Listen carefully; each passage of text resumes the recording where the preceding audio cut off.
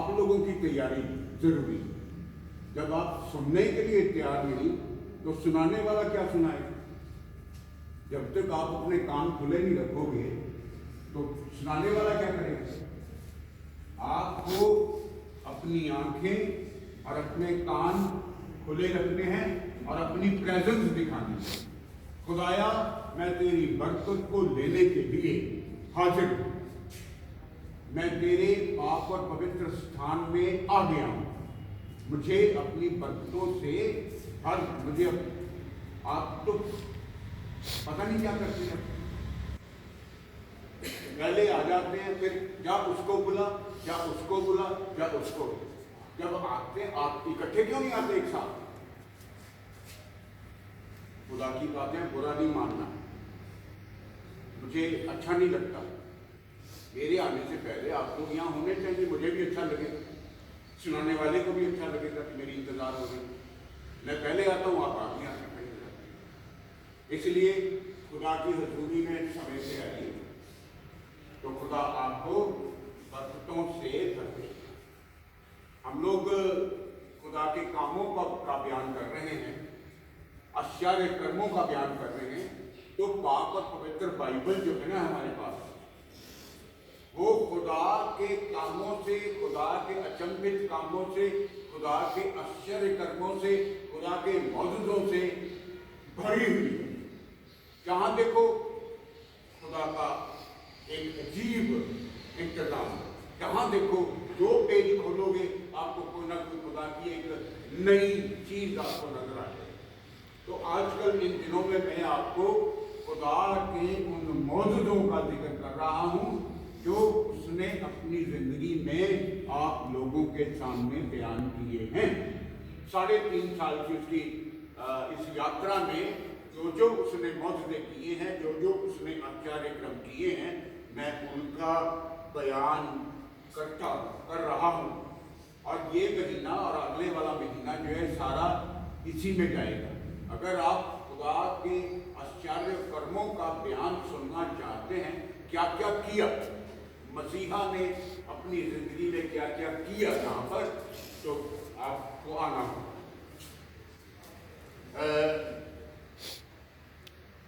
एक पहला हवाला मैं आपके सामने रख चुका हूँ।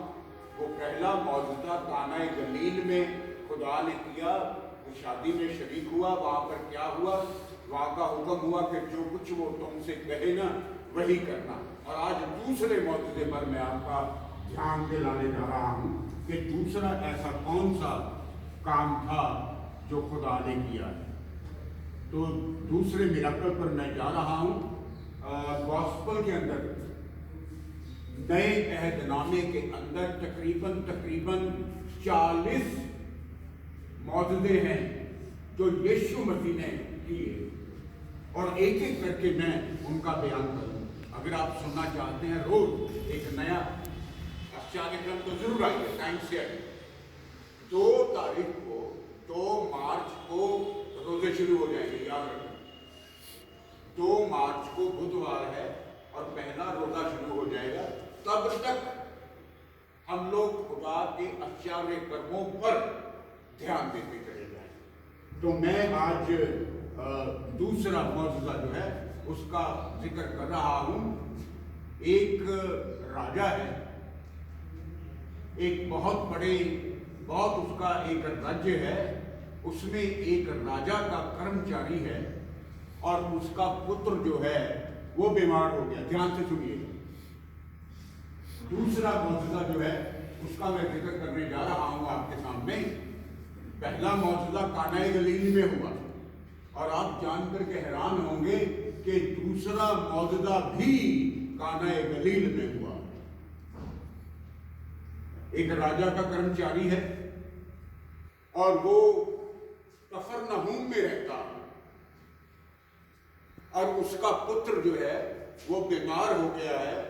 डॉक्टर देख रहे हैं, वैद्य देख रहे हैं, इलाज हो रहा है, पर कुछ फायदा नहीं है।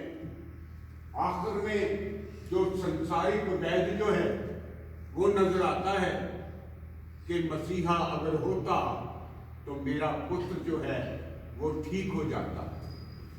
उस कर्मचारी ने, जो राजा का कर्मचारी है, अपने राजा से कहा, मैं मसीहा से मिलना चाहता हूँ, मैं यीशु मसीह का दीदार करना चाहता हूँ, मैं उससे विनती करना चाहता हूँ। अगर वो मिल जाए, अगर वो आ जाए तो मेरा पुत्र जो है वो ठीक हो जाएगा।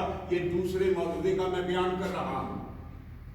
और वो अपनी पैदल यात्रा कफरनहूम से करके गलील में फिर आ गया, क्योंकि उसने सुना कि मसीहा काना गलील में फिर से आया है। ब्याह के न्योते के बाद वो एक बार फिर गलील में आया, गलील के काना में आया। कहाँ गलील और काना है और कहाँ कफरनहूम है। उन दिनों में कोई सुविधा नहीं होती थी आने जाने की, पैदल लोग आया जाया करते थे, गधों पर और घोड़ों पर और ऊंटों पर सवारी होती थी। और वो राजा का कर्मचारी जब उसको पता लगा कि मसीहा आज फिर से गलील में आया है, आज फिर से काना में आया है, तो वो पैदल चलता हुआ काना गलील में पहुंचा। और आकर के उसने क्या कहा, पढ़ेंगे यूहन्ना 4:6। तब वह फिर गलील के काना में आया। वह फिर गलील के काना में आया, जहां पर पहला मौजूदा किया गया था। अजीब बात है कि दूसरा मौजूदा जो मसीहा ने किया वो भी आज यही होने वाला है। पुत्र बीमार है, मरने के करीब है, कफरनहूम में है, और मौजूदा काना गलील में होने वाला है। मेरे बच्चों ध्यान से सुनिएगा, मेरे साथ बने रहिए। वो कफरनहूम में रहता है और मौजूदा काना गलील में होगा खुदा की बरकतों के साथ। राजा के कर्मचारी को पता चला मसीहा आ गया है, वो जल्दी से दौड़ा, काना गलील में आया और आकर के उससे विनती करने लगा, उससे दुआ मांगने लगा, उससे कहने लगा कि मेरा पुत्र बीमार है। यूहन्ना 4:47 निकालिए। वह ये सुनकर कि यीशु यहूदिया से गलील में आ गया है, उसके पास गया और उससे विनती करने लगा कि चलकर मेरे पुत्र को चंगा कर दे, क्योंकि वह मरने पर था। सारी की सारी कहानी बयान करता है, अपना दिल खोल करके अपने खुदा से कहता है। बहुत सारे आजकल के इस डिवोशन में आपको बताया जा रहा है खुदा के पास कैसे आना है, खुदा से विनती कैसे करनी है, खुदा से बातें कैसे करनी है, अपने मन का, अपने दिल का हाल खोल करके उसके कैसे उसके सामने रखना है। ये कर्मचारी है, राजा का है, और आकर के कहने लगा, विनती करने लगा, चलकर मेरे पुत्र को चंगा कर दे। कितना बड़ा विश्वास, कितना बड़ा यकीन है कि अगर तू चाहे तो चंगा कर सकता है। तू चलकर मेरे पुत्र को चंगा कर दे, क्योंकि वो मरने पर है। अच्छा लिखा, पढ़ दीजिए दोबारा। वह ये सुनकर कि यीशु यहूदिया से गलील में आ गया है, उसके पास गया और उससे विनती करने लगा कि चलकर मेरे पुत्र को चंगा कर दे, क्योंकि वह मरने पर था। कोई जब उम्मीद नहीं रहती, कोई जब सहारा नजर नहीं आता है, कोई आशा की किरण नहीं नजर आती है, तो आपके पास एक है, that is Lord the Jesus Christ. वो मरने पर है, चल के उसे चंगा कर दे। मेरा खुदा तो वो है जो मौत को जिंदगी में बदल देता है। आपको यकीन नहीं है, आप जानते नहीं हैं, आप सोच नहीं सकते हैं, वो मुर्दों को जिंदा करने वाला खुदा है। वो जिंदगी की सांसें वापस लौटा देता है, मौत की लंबी नींद को एक छोटी नींद में तब्दील कर देता है, मौत की फाही से छुड़ा करके जिंदगी के अनंत जीवन में ले जाता है। मेरा खुदा वो है। आपको उससे विनती करनी है, आपको अपने दिल का हाल उससे कहना है। वो आदमी आया, उसने कहा मेरा पुत्र मरने पर है, तू चल करके उसको ठीक कर दे, उसको चंगा कर दे। वो तो कब्रों में पड़े हुए मुर्दों को आवाज दे करके बुला लेने वाला खुदा है। हमें अपने आप को उसके सामने बयान करना नहीं आता। परेशानी में घिरा रहता हूं, लेकिन उसको बयान नहीं कर सकता, उसको कह नहीं सकता। मुझे कहना आता नहीं, मुझे उसके सामने आना नहीं आता, मुझे उससे बातें करने नहीं आती, मुझे उसके दिल से अपने दिल की बात कहनी नहीं आती है। मैं सीखना भी नहीं चाहता हूं। आज के लोग सीखना भी नहीं चाहते हैं खुदा के पास कैसे जाना है, कैसे उसकी हमद करनी है, कैसे उसके सामने खड़े होना है, कैसे उसकी तारीफ में गीत गाना है। सब कुछ भूल चुके हैं। हमें अपने आप को उसके सिंहासन के पास ले जाना नहीं आता है। वो कहता है मांगो, और मुझसे कह के तो देखो, मैं दे दूंगा। अभी तक तुमने मांगा ही नहीं। मांगो, खुदा से मांगो, अपनी जुबान खोल लो, उससे कह दो मेरा पुत्र बीमार है, तू चलकर उसे चंगा कर दे। कितना बड़ा विश्वास है। तू चलेगा, तू जाएगा, तू कहेगा, वो अच्छा हो जाएगा। खुदा की वाणी है, खुदा का पाक और पवित्र कलाम है। मैं तुम्हें दे दूंगा, तुम मांगो। तुमने अभी तक मांगा ही नहीं, मांग लो, तुम्हारी खुशी पूरी करूंगा, तुम्हारा आनंद पूरा करूंगा, तुम्हारे सारे मसले जो है वो ठीक कर दूंगा, ताकि तुम्हारा आनंद जो है वो पूरा हो जाए। आपने देखा उस कर्मचारी ने कैसे मांगा। इससे पहले और खुदाया और मसीहा, इससे पहले के वक्त हाथ से निकल जाए, इससे पहले कि वो मर जाए, तो चल करके उसे चंगा कर दे। ऐसा है। 4 की 49 पढ़ी, यूहन्ना 4:49। राजा के कर्मचारी ने उससे कहा, ऐ प्रभु, मेरे बालक की मृत्यु होने से पहले चल। मेरे बालक की मौत ना हो जाए, वो फिजिकल मर ना जाए, वो आत्मिक मर ना जाए, तो चल करके उसे चल। देखिए उसका तरीका कैसा है, वो अपने आप को कैसे पेश कर रहा है। हे प्रभु, इससे पहले कि मेरा बालक मर जाए, उसकी मौत से पहले तू चल और उसे चंगा कर दे। उसे कितना यकीन है मसीह आ जाएगा, मेरा पुत्र चंगा हो जाएगा, मौत से पहले वो जिंदगी में शामिल हो जाएगा। आज हालेलुया कहने वाला कोई नहीं। हमने देखा आज पिछले दिनों में हम बयान कर रहे थे, जो कुछ वो तुमसे कहे वही करना। आज एक और नई चीज बताना चाहता हूं। लिखा हुआ है कि आज जो हम देख रहे हैं, और परमेश्वर ने उसे कहा तेरा पुत्र जीवित है। वहीं से काना गलील से कहा, कफरनहूम में बीमार पड़े हुए बच्चे के लिए हुक्म हो जाता है, तेरा पुत्र जीवित है। पहले दिनों में कहा उसने कि जैसा वो तुझसे कहे वैसा ही करना। आज दूसरा शब्द उसकी जुबान से निकला है, और चला जा, तेरा पुत्र जीवित है। यूहन्ना 4:50 है। यीशु ने उससे कहा, जा, तेरा पुत्र जीवित है। चला जा, तेरा पुत्र जीवित है।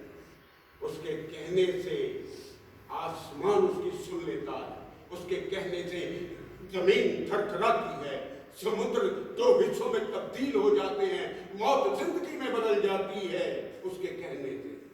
वो आपसे कहना चाहता है, वो आपसे बातचीत करना चाहता है। आपको तैयार होना होगा। वक्त आ गया है, वक्त आ गया है। जिसके हाथ में मशाल नहीं होगी, दरवाजा बंद हो जाएगा। मैं कहना चाहता हूं, अपनी मशालों को जलाते थे, अपनी कुप्पियों में कलाम का तेल जो है ना वो भर के रखिए। क्या आप इन शब्दों को सुनना चाहते हैं? अपने सभी संबंधियों के लिए, अपने रिश्तेदारों के लिए, अपने मित्रों के लिए, जो बीमार पड़े हैं उनके लिए, जो मौत की फाही में जकड़े हुए हैं, मौत के शिकंजे में हैं, अस्पतालों में मौत से जूझ रहे हैं, क्या आप ये बातें परमेश्वर से कह सकते हैं?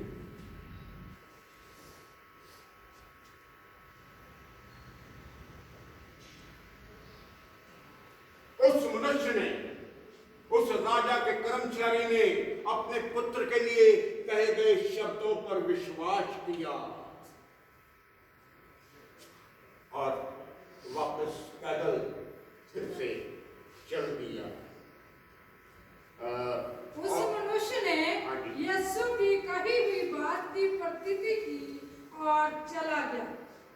उस कही गई बात पर विश्वास किया और चला गया। 53 की दूसरी आयत बयान करती है कि इस करिश्मे को देख करके, इस अचंभे को देख करके जब वो बाप अपने पुत्र के पास गया ना तो उसे हंसता खेलता हुआ पाया। इसी को जब आप घर में पढ़ेंगे ना जाके, आपको और बड़ी चीजें नजर आए और कुछ और चीजें मिलेंगी। मॉर्निंग में वक्त कम होता, जब आप इस 4 बात 46 से आगे पढ़ना शुरू करेंगे आपको और बहुत कुछ मिलेगा। और कहा गया है, लिखा गया कि सारे घराने ने और कफरनहूम के आसपास के लोगों ने मसीहा पर विश्वास किया। और उसने और उसके सारे घराने ने विश्वास किया। उसने और उसके सारे घराने ने प्रभु यीशु मसीह पर विश्वास किया। क्या आपका विश्वास है? तो मेरे बाएं खड़े हुए लोगों, क्या विश्वास करते हो? इन बातों पर विश्वास करते? और ये 54 आयत बयान करती है कि ये दूसरा मौजूदा है जो गलील में मसीह यीशु के द्वारा किया गया। पढ़ दीजिए कहां पर। ये दूसरा आश्चर्य कर्म था जो यीशु ने यहूदिया से गलील में आकर दिखाया। ये दूसरा करिश्मा जो खुदा ने काना गलील में फिर से किया। मैं ये सारा महीना, फरवरी का महीना, जब तक 2 तारीख को 2 मार्च को रोजे ना शुरू हो जाए तब तक खुदा के मौज पे आपके सामने रखता चला जाऊंगा।